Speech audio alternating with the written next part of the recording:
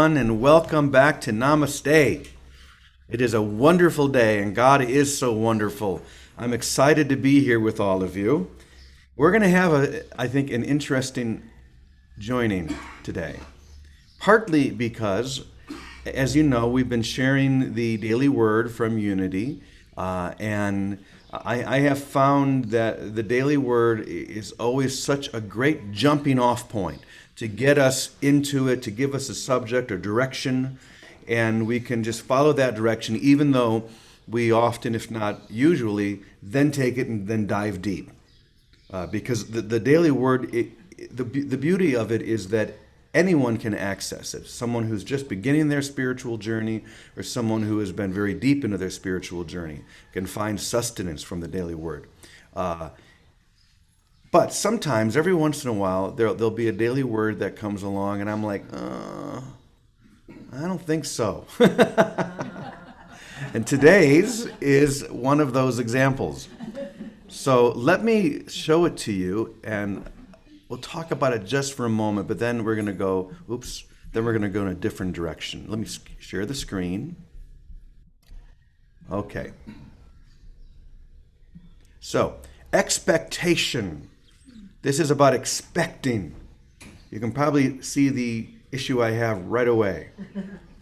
You're expecting something, which is another way of demanding something. I expect something to happen.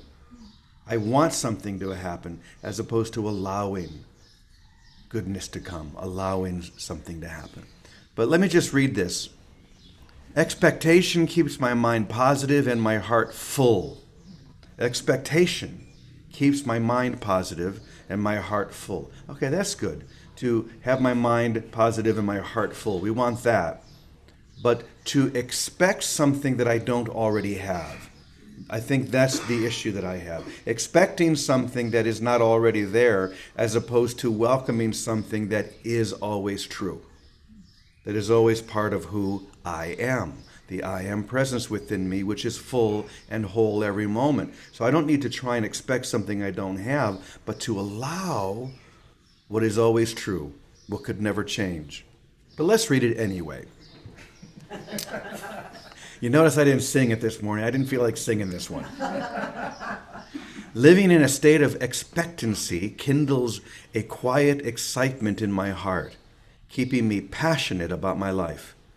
I expect good things, peace and prosperity, health and plenty, and my positive thoughts and feelings help create those conditions. This expectation, I feel, is my faith in action. I need not wait for good things to happen to feel grateful, eager, or happy when I make the choice to live with a grateful, happy heart. I am creating fertile ground that encourages the seeds of joy to bloom. This is all very beautiful, but once again, do you see or feel the difference between expecting something that is not already happening and welcoming something that is always happening? Being open to receiving that which has always been true, that which has always been ours through the grace of God. I think that's the difference for me. But let's finish it anyway. Any fear or trepidation I may have that stopped me in the past is no match for the positive expectation that keeps me confident and eager to go into the world and meet my good. Then from the Gospel of Luke, for everyone who asks receives, and everyone who searches finds, and for everyone who knocks, the door will be opened. So, that is the daily word. Let me stop the screen share. Oh, it's already stopped. Okay. So you see where I'm going with this. The truth of who we are is and will always remain true. Does that make sense? Truth of who I am is always true. Now, I may wander away from that truth. I may create in my mind all sorts of unrealities that seem very real. But the truth that is being given to me by God is always true, and I need expect nothing but that. Expect only the love of God, which is my foundation, who I am, to be real. And so to me, if I just keep focused on that, or as Johannes and Vicky said so beautifully yesterday, just keep that simple thought of God, and to know that that connection is always there. Like you're on the telephone. I've used this analogy before. When you're 15 and you're in your first big romance, and all you want to do is sit and monopolize that one phone in the whole house. Remember when you only had one phone line? Everyone didn't have their own cell phone. There's one phone, and you have a new boyfriend or a new girlfriend, and you're sitting there and you're not even talking. You're just listening to each other breathe. How blissful. And your brother is in the other room. Would you get off the phone? I need to use it. But no, you just want to just feel the presence. To feel the presence of the beloved. You don't need to say anything. You don't need to do anything. You just want to hear them breathe. And it's the same thing with the divine.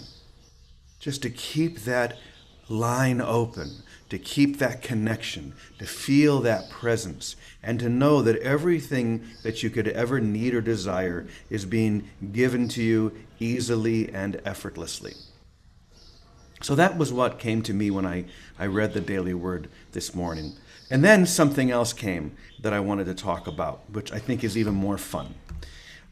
So I was watching a video last night and then this morning.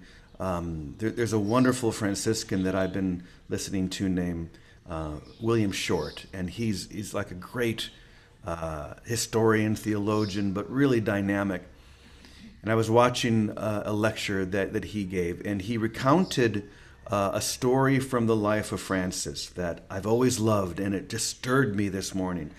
To set the context, it was around the year 1220, and at this point there were so many Franciscan friars and sisters with Clare that they all came together for a huge chapter in Assisi, and 5,000 of them came.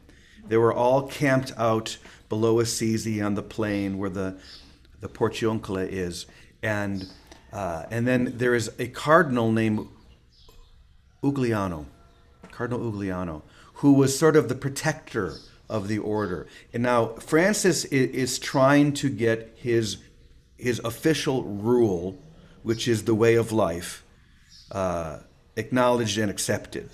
And at that time, the rule for rules is that they didn't want people writing new rules for religious communities. They wanted them to just adopt one of the other 2 or 3 rules that have been already accepted, like the rule of Saint Benedict, which is the rule that all monasteries follow, or the rule of Saint Augustine, or Saint Bernard, who did the rule for Cistercians. And so the cardinal comes there, and he's trying to convince Francis to you don't need to work so hard on this. Francis was determined to have something that was new and different and vibrant for this new way of life. And the cardinal is saying, why don't you just pick one of them, the rule of Benedict, the rule of Augustine, whatever. And then you can add stuff to the end if you need to, change a few words, but it'll be accepted just like that. And so Francis takes him by the hand, which is, I think, very Italian for 2 men to walk hand in hand. He takes the cardinal by the hand, and they go up in front of all of these 5,000 friars. And I'm sure the cardinal's thinking, finally, he's going to listen to reason, and he's going to do what I'm asking him to do, and he's going to announce which of the other rules they're going to accept. And so Francis, in the style that only he could do, he stands up with the cardinal at his side, and he says, "Don't talk to me anymore about Benedict. Don't talk to me anymore about any of these other rules." And then he says the most important part. He says, "The Lord has called me to be a new kind of fool." The Lord has called me to be a new kind of fool. When I heard that, it almost made me want to cry.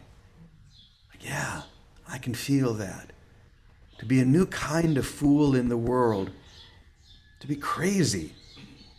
To do things that the average person looks at and says, That is odd. That is strange. Why are you doing something that is so bizarre? Like last year when my friend Bill Free and I went across the country doing the musical Penniless with no credit cards, no idea where we're going, what we're doing, how we'll get from place to place or where we'll stay. That was kind of crazy. Everyone told me. My father was just livid. He was just beside himself. That the last thing our parents want us to really do is take these things seriously. The things that they tell us we should do, we should follow. The moment you start really doing it and taking it seriously, they freak out. Like, hold on, don't go that far.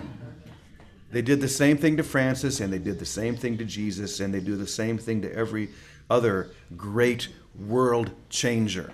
Because these are the people who change the world. People who, like Francis, say, the Lord has called me to be a new kind of fool, to do something that is so foolish in the eyes of the world, but so new that you can't contain it within an old rule. You can't put new wine into old wineskins. There has to be something new to hold this, and the only thing that can hold it is grace itself, not something old and staunch and set in stone, but something that is moving and something that is vibrating in a way that just fills us. I was also reading a book over the weekend that relates to this, and maybe this is why Francis's line stirred me so when I heard it this morning. Michael Curry, Bishop Michael Curry, is the prelate of the Episcopal Church in the United States. So he's kind of like the cardinal of all the Episcopalians in the U.S. He's a great guy. He's African American. He's got so much vibrant energy. And he wrote a book called Crazy Christians. And it was the same idea. He basically is saying we need to stop being lukewarm. We need to stop living this in reasonable ways. We need to be like people like Francis or even Jesus himself, who they were not reasonable. In fact, if anything, I've said this to someone recently, one of the most compelling things about Francis is he was never reasonable. Everybody was always trying to get him to be reasonable. But why don't you can have a little bit of money. No, we cannot have any money. We can never touch money. That's not reasonable. That's kind of crazy. Of course, as soon as Francis was gone, they started to get a bit more reasonable. And they lost that vibrancy. For example, Francis's rule ultimately was accepted, and there were things in there like the friars will accept no money, the friars will have no property, they will have nothing of their own, all of these very unreasonable things. So what they began to do as a way of kind of staying true to the rule, but kind of not, is if a Franciscan were to go on the road and be traveling, they had with them what was called the bursar, which would be another person, not a brother, but someone who would travel with them. And someone would come up to the Franciscan and say, "Brother, I want to support you. Can I give you some money for the journey?" They would say, no, I'm a poor Franciscan. My rule says that I cannot have any money, but you can give it to him.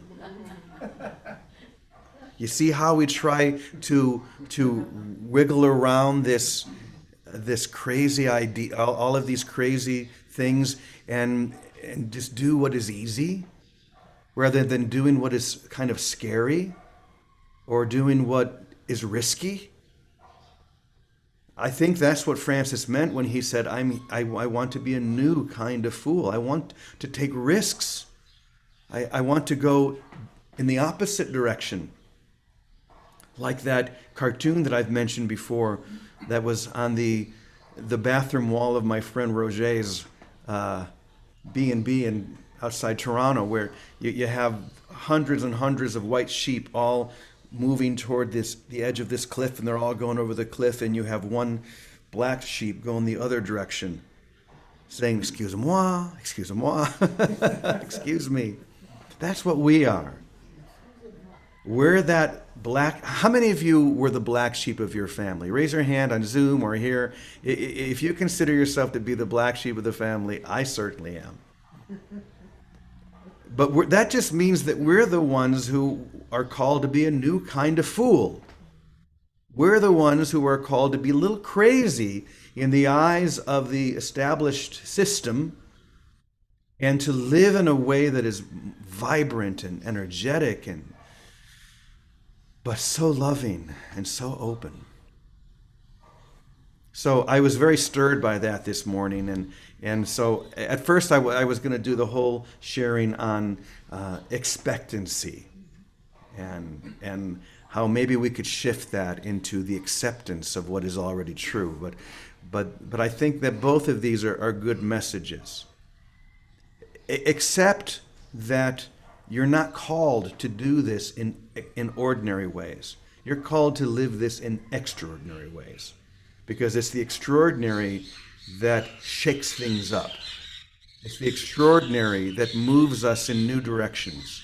It's the extraordinary that changes our lives and the world. So don't be afraid to be a new kind of fool. So I'm going to turn to two other fools that I think are out there. Vicky and Teddy, if you're there, would love to hear from you.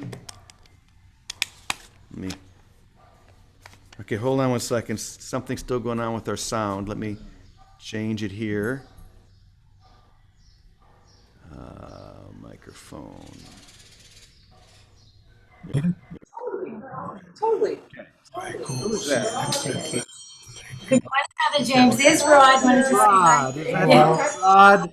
Oh, Rod. Yep. Love you here. There I am. There you are.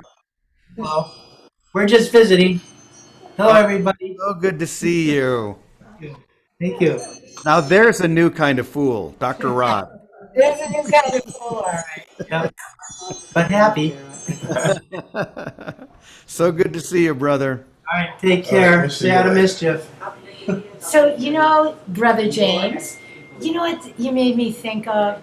And it's true, like, wherever we are, if we don't go to what has been our habitual anything and just be open to the moment of love, love, love, love, we're saying hello to strangers, or we're smiling at everyone, or we're just reaching out in uncommon ways wherever we might find ourselves. That's the most natural thing that might come to us.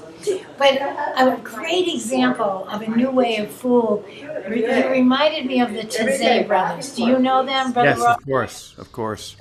So these brothers were a small congregation in France, in Taizé, France, and their ministry was to sing. And they had hundreds of thousands of people, 100,000 kids come every year, and they ended up with this mission of hospitality to take care of the pilgrimage people that came, the pilgrims that came. And then during the year, there's only about 60 of them, went 2 by 2 all over the world. Two brothers of their own Christian denomination, and they would go anywhere. They would not accept any money, any donations, any inheritance. All they would do is take a small job, maybe work at McDonald's, and earn their living, rent a small apartment someplace, and they volunteered all their time in whatever the local church was of any denomination, with joy, to be the joy of the Lord, to be the examples of love and forgiveness. We had them come to Boston. That's how I know them so well. Of course, David brought them. But what a great example they had. So that imprint of an example has stayed in my heart. Whether we wear a robe or not, we're called to be fools for God, because we're called to love, love, love. Keep it simple. You need a robe. Yes. Katya's here too. So we still have leftovers from the Friday party that haven't gone home yet. And more on the way. And more on the way. But now, isn't that what it's all about too? There's no order. Whether you give a party, we gave a party for 6 and 26 showed up. And there's no order for anything except a heart that's open and welcoming, because there is no expectation except to expect to love, expect to give love. And then the love that flows back is always a surprise and a blessing, but it's not expected. There's no need for a thank you. There's no need for anything. Just the joy of giving is the greatest reward because it's what fills us up with more love, which is the whole sustenance of life. So anyway, it made me think of the Tizay brothers and how that example is so perfect. As your example right there at Namaste, it's an example. Leave your country, leave your whole life, and come and be with a bunch of brothers who want to love God and love each other. Come on, it's that simple. All right. It really is that simple. That I love any story like the Tizay brothers, what we're doing here in Namaste, any example where we're doing something that, okay, this is, I'm sure everyone who's sitting in front of me can agree with it. How many people said, you're crazy for going to live in Mexico? Why would you go and live in Mexico of all places? Yeah, well, now we think you're crazy for not living here because this is beautiful. Not only the community, but I mean the outer community, but just living in community with brothers and sisters who support one another and love one another. That may seem kind of crazy to people who are just doing the status quo, and that's okay. All right, Teddy, what do you think? Well, there was two things that came to mind when you were talking. Number one is, I mean, when we're talking about expectancy, you know, what Jesus actually teaches is acceptancy. All things are, let all things be exactly as they are. And everything's now, and it's here and now, and that's what we accept. Expectancy futurizes God, and there is no future in God because it's a current now. God is now, and we can accept that immediately without having to wait for anything in the future. And then all things that are required for the fulfillment of your function will be given.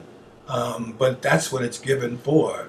It's given for the fulfillment of your function in the plan of salvation. So it's acceptancy, not expectancy. I like that. The other thing would be, so you tend to go the way of St. Francis. I tend to go the way of the Society of Jesus. Oh, those Jesuits. Because I went to a Jesuit high school and a Jesuit college. Now, this is the problem that I have with all establishments. The phrase of the Jesuits is poverty, chastity, and obedience. And they're the richest order in the Catholic Church, and the Catholic Church is the richest organization in the entire world. They own the best property every place, and they're so incredibly rich, and the Jesuits are so incredibly part of that wealth that the head of the Society of Jesus has his office next door to the Pope. So, you know, and that's what happens. You know, once you establish, there's a need to maintain the establishment. And that's where the problem always comes in. Because the need to maintain the establishment requires whatever the establishment requires to keep itself going. And everybody starts out the same way, whereas that's not going to happen. And it always does happen. Once, you know, there's a group and the group needs a place to live, or the group needs a place to teach, or the group needs a church to attend. So that's the problem with establishments, and that's the problem that Jesus has with establishments, the futurization and the maintenance, just like expectancy, the futurization of the immediacy of salvation, which can be accepted immediately and experienced immediately. And in that experience, there is nothing to expect because it's total. Mm-hmm. Yeah, wow. There's so much I could say about all that, but I think instead I'm going to tell a joke. That's not something I do very often, but because you brought up the Jesuits, I went to a Jesuit university, Loyola University in Chicago, but I was a Franciscan living down the road, so I was living with the Franciscans but going to school with and being taught by the Jesuits. And I remember going into my theology class when I was a freshman and telling my Jesuit professor this joke. So a Franciscan, now maybe we could see this story in light of everything we were just talking about. A Franciscan has died and shows up at the pearly gates.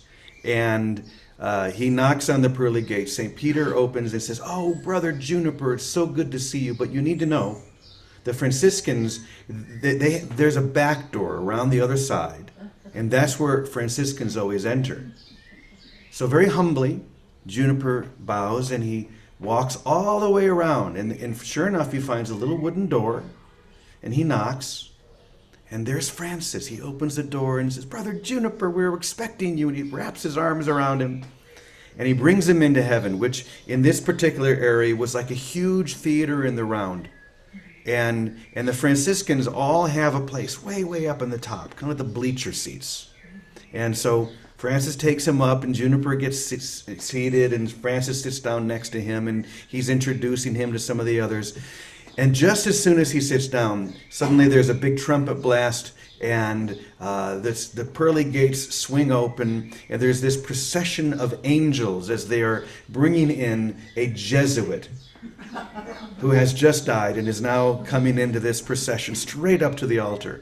And Juniper's watching this and he turns to Francis and says, "Brother Francis, I have no problem with going around to the back door and sitting here, but why, when this Jesuit comes, does he get all of this treatment?" And Francis says, "Brother Juniper, Franciscans come here every day. This is the first Jesuit in 300 years.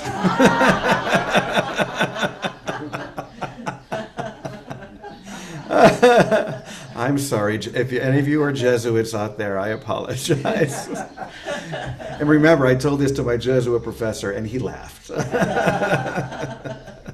Yes? Are we going to hear from Kathleen? Oh, that's right, I totally forgot. Thank you so much for reminding me. We have a special guest today. We do have time. So Reverend Kathleen is going to come up. Thank you for reminding me. I just got off at a roll.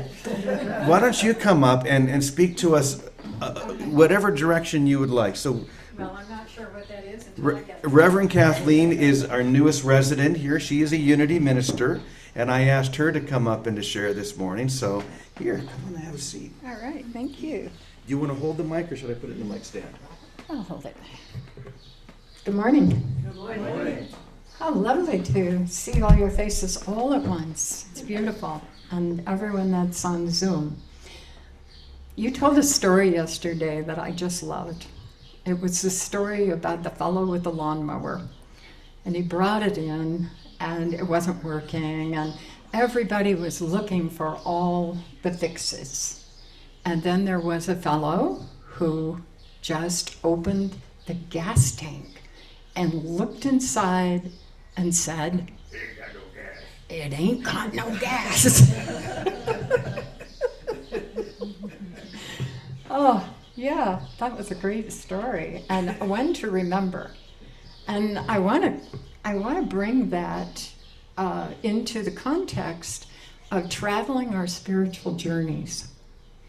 Because one of the things that's so beautiful about Namaste and what is so beautiful about unity is that all paths, and I believe the Course says the same thing, all paths lead to the same place, and we each need to have our own individual path, what works for us. Or if we don't want to give it a lot of thought, we can just wait to be pulled there. One of the things that pulls me, I learned to recognize, is called divine discontent. You know, and I have to, here's a great example. I left Oregon, traveled to Santa Fe. I wasn't exactly sure what I was going to be doing there. I just knew I was called to Santa Fe.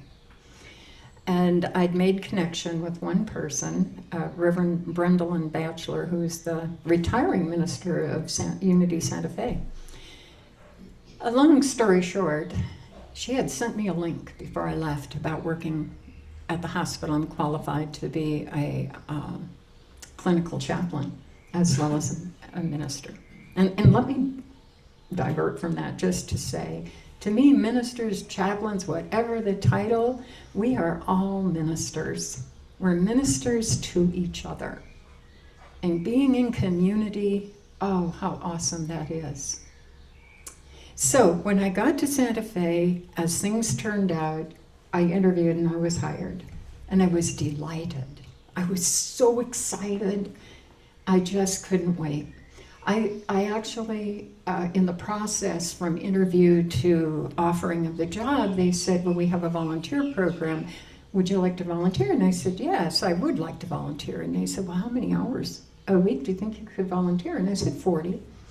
I really wanted to be there because I'd been in conversation with God the whole way. It's about 4 days or 3 days from Roseburg, Oregon to Santa Fe. I spent an extra one at the Grand Canyon. And in that conversation, I was having this discussion with God about what comes next. You know, I know that I'm in the co-pilot seat. When I figured that out in my 50s, I stopped thinking that I was really in charge of the journey. And I had this vision of being in a hospital and doing my work there. And so I was so happy to be making this connection. And I was hired, and I've worked there now 4 years. And things started happening in the last 6 months, 8 months, that said, I'm being pulled again to something new. I didn't know about retirement. What is that, right? People talk about it, I don't know what that is. So I was being pulled, and things happened so lickety-split. And in that pulling, there was also this feeling of divine discontent. How could I begin to notice things about where I was that I'd never noticed before? It was the energy to move me out of there. It's not that I'm upset or angry or it was just that discontent about what's next. I think I'm complete here. Somebody might say something to me that the team I've worked with has been so miraculous, and then all of a sudden somebody would say something to me and I'd feel irritated, and I noticed that, and I noticed that hadn't happened before. So again, Miss Brendolin sends me an email. And she copied Jude on it. We both received it from her. And it's about this minister in residency at Namaste. And I read it and I thought, oh, I'd love to be a minister in residency, but I think I also would like to move there. And so here I am. We scurried, my soul sister, Jude and I, to get an airplane reservation to get here in this time frame. So to sum this up, I just want to say, I love the idea of divine discontent. I know it's the way God works on my spiritual path. Everyone's is different. And I celebrate every single individual's path. Before being ordained as a unity minister, I was ordained as an interfaith minister.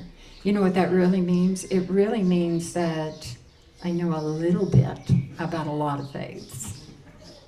And I love to go deeper, and I love that you go deeper into one area of those studies, James. Thank you, James Francis. So I am thrilled to be here. I am so grateful for this community. Landing here in Mexico, not knowing the language, not knowing anyone, would be a much more challenging situation than landing in Namaste, where we are community, where we are an example of oneness. I've asked so many questions, and I just hope for the other new people that come that I know enough by the time they get here to be able to help them like you've helped us. So thank you, and thank you for the opportunity to say some things this morning. I look forward to my permanent or my return and my residency here sometime between the 15th of August and the 1st of September. Thank you.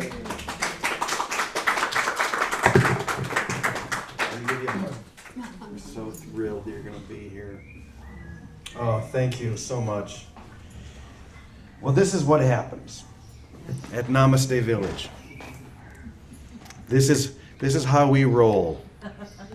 We let Holy Spirit pull people in, and once they're here, we don't let them go. So Vicki and Teddy, get back here. We've been waiting for you for a long time. Vicki was here with us practically the first week or two, just to sort of help us ground this beautiful community, and we're looking so forward to having you back, dear one. And Teddy as well. So get your passport. All right. Wow. Let's just take a moment and breathe together. Acceptancy. I love that word. To accept what has always been true. That you are loved. That you are whole. Complete. Healed. To accept that the truth has always been true and cannot change.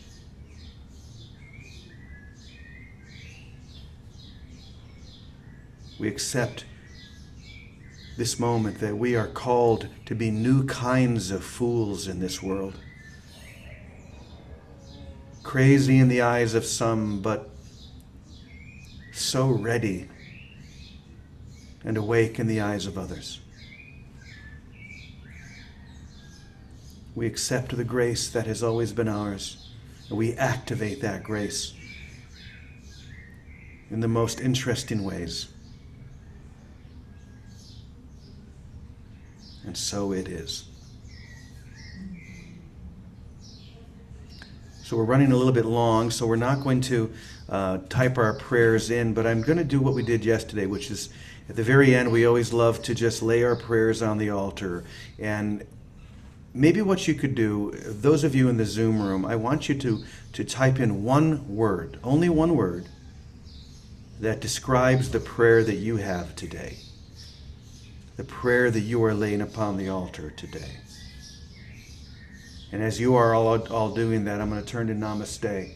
Throw out some of the words that are in your heart. Faith. Faith.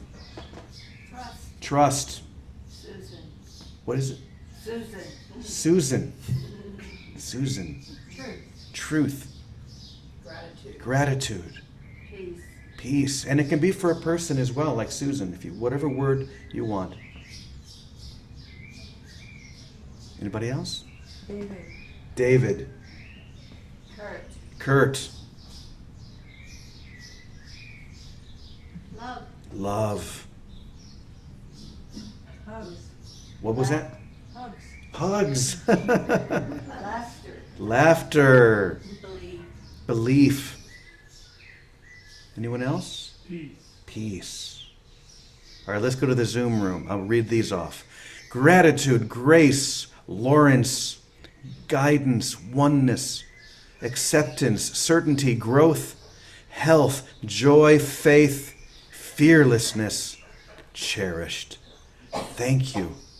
Acceptance, remember, harmony, absolution, guidance, no anxiety, Dana, growth, acceptance, Nikki, wholeness, understanding, and Davis. And I'm going to add one more word. Now. Now. And so it is. Thank you, everyone. Namaste. Have a beautiful Monday. We'll see you tomorrow. Bye. Thank you, Brother James.